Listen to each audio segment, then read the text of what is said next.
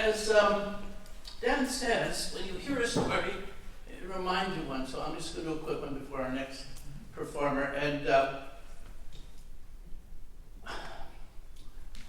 my dad was a fairly renowned divorce lawyer, and Ruby knew his name. In the old days, there was only one way before Pierre Elliott, was you committed adultery. That was the only way to get a divorce.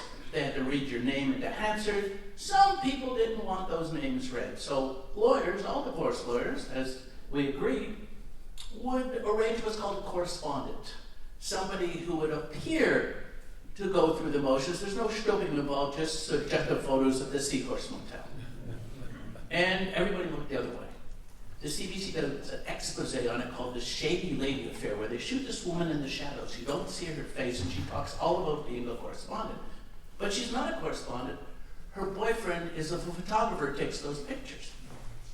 And once that happens, it's like front page news. And as we talked, Elliot Pepper, who was he was Queen's proctor, they looked through a bunch of files.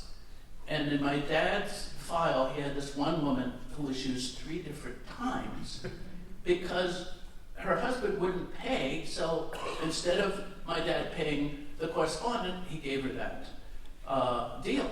And it was unbelievable because it was a common practice, but the government thought they had to crack down, so they put him on trial, sent him to jail, disbarred him.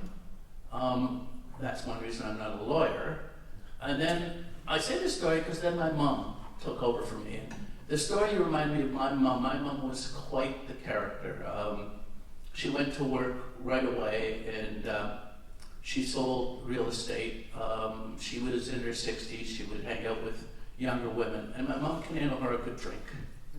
She was very good at that. That's what it reminded me of. And we had a cottage in Crystal Beach. And if you ever wanted to find the OPP after midnight on weekends, come to our cottage because my mom was pouring.